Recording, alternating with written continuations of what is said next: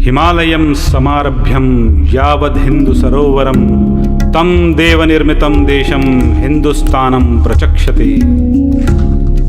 विश्व में अनेक देश हैं जिनकी अपनी अपनी विशेषताएं हैं, लेकिन विराट हिमालय से लेकर लहराते समुद्र, गंगा, जमुना, नर्मदा और कावेरी जैसी सदा नीरा नदियां, लहराते सदाबहार वन, मीलों तक फैला रेगिस्तान, विविध खनिजों, फल फूलों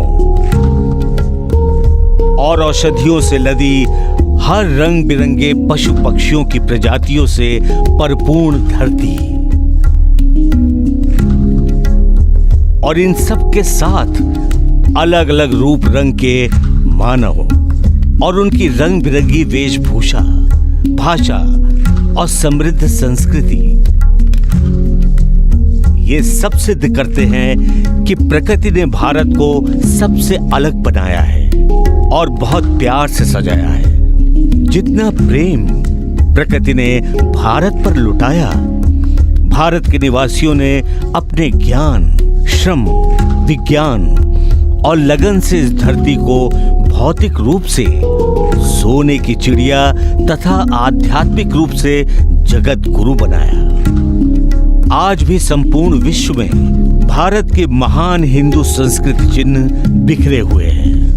विश्व भर में आदिकाल से हिंदू संस्कृति के अतिरिक्त अनेक संस्कृतियां सुख शांति से रहती आई, परंतु कालांतर में कुछ ऐसे व्यक्तिवादी बर्बर मजहब पनपे जिनके लिए केवल अपनी मान्यताएं ही सब कुछ थी। इन बर्बर और कुटिल विचारधाराओं ने अपनी तलवार और सेवा के पाखंड के दम पर दमन का ऐसा कुचक्र चलाया जिसने दुनिया भर की संस्कृतियां लगातार नष्ट होती गईं। भारत पर भी इन संस्कृतियों ने लगातार आक्रमण किया, जिनका कड़ा जवाब निरंतर रूप से हिंदू राजाओं ने दिया, परंतु सबको अपने जैसा धार्मिक मानकर धर्म युद्ध करने की नीति आत्मघाती साबित हुई और देश लंबे समय तक विदेशी दास्ता में जकड़ा रहा। देश में आजादी के लिए संघर्ष की लहर चली। अनेक महामानव स्वतंत्रता के लिए संघर्ष में लगे रहे। युग दृष्टा महामानव डॉक्टर हेडगेवार जी ने गुलामी के कारणों पर चिंतन किया और जान लिया कि गुलामी का असली कारण देश के मूल निवासी हिंदू समाज की जड़ता है, और सिर्फ जाना ही नहीं, उसके उपचार के लिए 1925 में राष्ट्रीय स्वयंसेवक संघ की स्थापना भी की। नमस्ते सदा वत्सले मातृभूमे, नमस्ते सदा वत्सले मातृभूमे, त्वया हिंदू भूमे सुखम वर्धितोऽहम्। जो अपनी अनेक शाखा प्रशाखाओं के माध्यम से सभी दिशाओं में लगातार हिंदू समाज को संस्कारी और संगठित बनाने के लिए कार्यरत हैं। द्वितीय सर संघ चालक पूजनीय गुरु गोलवलकर जी के प्रयत्नों से 1964 में इसी संघ वृक्ष की एक शाखा के रूप में विश्व हिंदू परिषद का प्रादुर्भाव हुआ, जिसने भारत ही नहीं अपितु पूरे विश्व के हिंदुओं को सेवा, संस्कार और अपने हितों के लिए संघर्ष का मार्ग दिखाया। विश्व हिंदू परिषद ने गौ रक्षा, धर्म स्थानों की पुनर्स्थापना, धर्म जागरण, समरसता के महान कार्यों के साथ वंचित वर्ग के लिए सेवा के हजारों केंद्र स्थापित किए। मुंबई महानगर के शिव कोलीवाड़ा में स्थित 3 एकड़ की सुरम्य पहाड़ी हनुमान टेकरी पर स्थित शिव कल्याण केंद्र ऐसे हजारों सेवा केंद्रों में से एक प्रमुख केंद्र है, जो अपने विभिन्न आयामों के द्वारा नर सेवा को नारायण सेवा मानकर लगभग 4 दशकों से कार्यरत है। शिव कल्याण केंद्र आध्यात्म, सेवा, व संस्कार की अद्भुत त्रिवेणी संगम है। सन 1984 में ये जगत विश्व हिंदू परिषद को मुंबई महानगर पालिका ने सेवा कार्यों के लिए प्रदान की थी। शिव कल्याण केंद्र का प्रारंभिक उद्देश्य था इस टेकरी के आसपास की 6 लाख की वंचित बस्ती का सर्वांगीण विकास करना।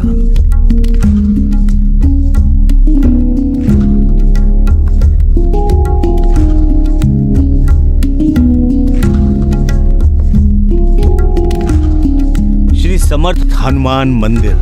सन 1990 में सर्वप्रथम श्री समर्थ हनुमान मंदिर का जीर्णोद्धार माननीय श्री अशोक सिंघल जी के हाथों किया गया। मंदिर में हनुमान जयंती, श्री रामनवमी, गणेशोत्सव, राम कथा, भागवत कथा, समरसता यज्ञ आदि उत्सव वर्षों से निरंतर चल रहे हैं। यहाँ पर नित्य सत्संग व संतों के प्रवचन के माध्यम से समाज के अंतिम व्यक्ति तक धर्म जागरण का अभियान चलाया जा रहा है। आज श्री समर्थ हनुमान मंदिर संपूर्ण मुंबई महानगर के हिंदू समाज की आस्था का केंद्र बना हुआ है।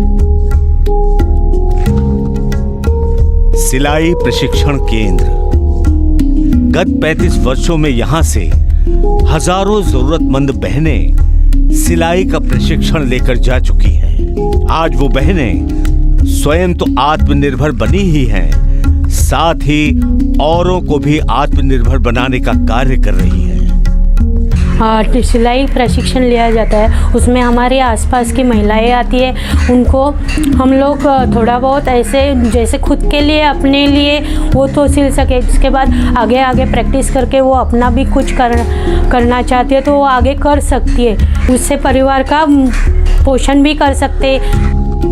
कंप्यूटर प्रशिक्षण केंद्र। लगभग 3 दशकों से यहाँ नाम मात्र शुल्क लेकर जरूरतमंद बच्चों को और युवाओं को रोजगार के लिए उपयोगी बेसिक और एडवांस कंप्यूटर प्रशिक्षण दिया जाता है। यहाँ पर मैं बच्चों को कंप्यूटर प्रोफेशनल कोर्स बहुत रीजनेबल रेट में हम लोग सिखाते ताकि उनको फ्यूचर में कुछ जॉब मिल सके। अभ्यासिका। हनुमान टेकरी के आसपास के छोटे छोटे झुग्गी झोपड़ी में रहने वाले बच्चों के पढ़ने के लिए यहाँ शांत और एकांत वातावरण के साथ साथ बच्चों की पढ़ाई में मार्गदर्शन के लिए यहाँ पर शिक्षक भी उपलब्ध किए गए हैं। बाल संस्कार केंद्र। बाल संस्कार केंद्र के माध्यम से बच्चों को भारतीय संस्कृति और संस्कारों का महत्व समझाकर उनका चरित्र निर्माण किया जाता है। कराटे प्रशिक्षण केंद्र। आत्मरक्षा के लिए युवकों को और बच्चों को कराटे का प्रखर प्रशिक्षण दिया जाता है। योग प्रशिक्षण केंद्र।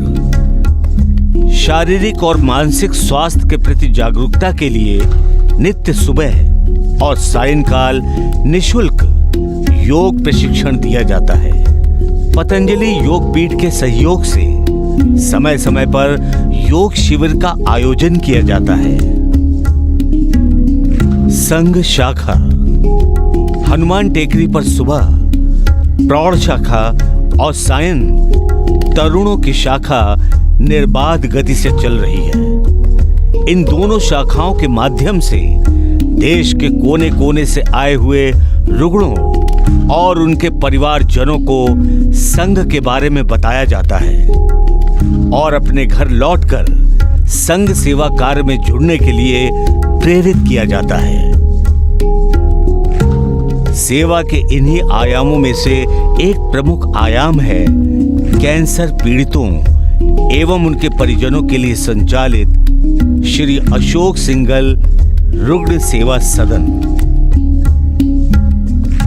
श्री राम जन्मभूमि आंदोलन के महानायक श्रद्धेय अशोक जी सिंघल की पावन स्मृतियों को समर्पित ये केंद्र राम भक्त हनुमान जी की छत्र छाया में निरंतर विकास की ओर अग्रसर है। इस पावन भूमि पर माननीय अशोक जी का कई बार प्रवास हुआ।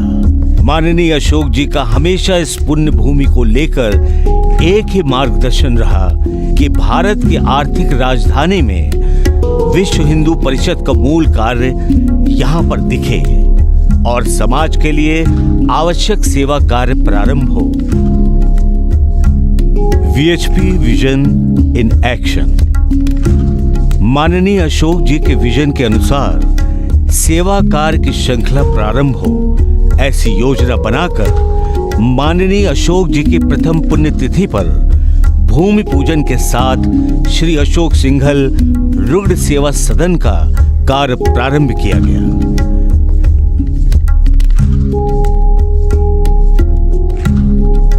मात्र 4 सालों में हमारे पास आज 77 पेशेंट्स व लगभग 150 सहायकों के रहने की सुविधा है। हमारी सेवा कैंसर पीड़ितों को भोजन व आवास उपलब्ध कराने तक सीमित नहीं है। रुग्णों को टाटा हॉस्पिटल लाने ले जाने के लिए 24 घंटे एम्बुलेंस सेवा उपलब्ध कराया जाता है। रुग्णों और ज्येष्ठ नागरिकों के लिए टेकड़ी पर आने जाने के लिए इलेक्ट्रिक बग्घी भी उपलब्ध है। यहाँ प्रतिदिन सुबह शाम योग कराया जाता है। प्रतिदिन सायंकाल सभी को सामूहिक प्रार्थना कराई जाती है। यहाँ एक विशाल पुस्तकों का संग्रहालय है, जहाँ वेद, पुराण, योग, संघ साहित्य का अद्वितीय संग्रह है। प्रतिदिन हिंदी, अंग्रेजी व अन्य भाषाओं के अखबार आते हैं। उनका मनोबल बढ़ाने के लिए समय समय पर ऑन्कोलॉजिस्ट, योगाचार्य, साधु संतों के अलावा एक मनोचिकित्सक की टीम भी अपनी सेवा प्रदान कर रही है। हमारा प्रयास यही रहता है कि रुग्णों के लिए एक आश्रम का वातावरण निर्मित हो।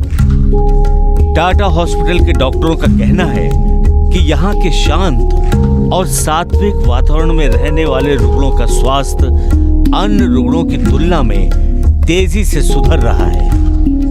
अक्सर लोग यहाँ अपना जन्मदिन, शादी की सालगिरह व अपने पूर्वजों की पुण्यतिथि रुग्णों को सेवा देकर मनाते हैं। Psycho oncology volunteer training programme के माध्यम से उत्सुक व्यक्तियों को वॉलंटियर प्रशिक्षण दिया जाता है, ताकि कैंसर पीड़ित और उनके परिजनों को मानसिक रूप से प्रबल बनने के लिए प्रेरित करें। सप्ताह में एक दिन सभी रुग्णों को खेल खिलाकर कुछ पुरस्कार वितरण किए जाते हैं, जिससे नकारात्मकता का त्याग कर इनमें स्वस्थ प्रतिस्पर्धा का संचार होता है। जय श्री राम। मेरा नाम शिवानी सिरोही है। मैं एमपी से आई हूँ। मैं अपने पापा को लेके आई हूँ यहाँ पे। यहाँ पे बहुत अच्छी फैसिलिटीज़ हमें प्रोवाइड की जाती है। लाइक मुंबई में आके मैं पापा के साथ अकेले आई हूँ, बट मुझे कभी नहीं लगता है कि यहाँ पे मुझे डिफ़िकल्टीज़ हुआ है। मेरा नाम श्रुति पात्रा है। मैं वेस्ट बंगाल से आई हूँ। मैं अपनी बहन को लेके आई हूँ। उसकी TMH में ट्रीटमेंट चल रही है। और ये शिव कल्याण केंद्र हनुमान टेकड़ी, मतलब भगवान यहीं पे रहते हैं, हनुमान जी यहीं पे रहते हैं। यहाँ आने के बाद मेरी दीदी का सेहत भी बहुत मतलब अच्छी तरीके से प्रोग्रेस हुए। मैं पटना बिहार से हूँ। मैं यहाँ 1.5 साल से टाटा मेमोरियल में कैंसर का ट्रीटमेंट करवा रहा हूँ। कहा जाता है कि मुंबई में इलाज करवाना बहुत कठिन है, लेकिन यहाँ भगवान की कृपा है कि हनुमान टेकरी जैसा स्थान मिला है। मेरा नाम प्रीति सिंह है।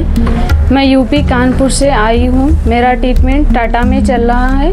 1 साल हो गया है, पर यहाँ पे रहने की, खाने पीने की हर चीज़ का सुविधा बहुत अच्छा है। घर परिवार जैसा पूरा फीलिंग हो रहा है। हमें बताते हुए हर्ष हो रहा है, अतीत में देखा गया शिव कल्याण केंद्र का सपना कब राष्ट्र कल्याण केंद्र में परिवर्तित हो गया, हमें पता ही नहीं चला। दैनंदिन सेवा कार्यों के अतिरिक्त समाज पर आने वाली प्रत्येक समस्या पर शिव कल्याण केंद्र के माध्यम से समाज हित कार्य करने की कोशिश की जाती है। प्रथम लॉकडाउन में 3.5 लाख फूड पैकेट्स का वितरण किया गया। लगभग 25,000 राशन किट का वितरण किया गया। द्वितीय लॉकडाउन में ऑक्सीजन कंसंट्रेटर के माध्यम से कार्य किया गया। महाड़ चिपलून में बाढ़ के समय मेडिकल सेवा और सैनिटेशन तथा मंदिर पुनर्निर्माण का कार्य किया गया। रायगढ़ जिले में 15,500 वनवासी परिवारों में दिवाली फराल का वितरण किया गया। हिंदवे सोधरा सर्वे न हिंदू पतितो भवेत, इसी मूल मंत्र को आगे बढ़ाते हुए हमारी भावी योजनाओं में डायलिसिस केंद्र, चल चिकित्सालय, डायग्नोस्टिक सेंटर, वरिष्ठ नागरिकों के लिए सेकेंड इनिंग इत्यादि भी हमारी भावी योजनाओं में सम्मिलित है।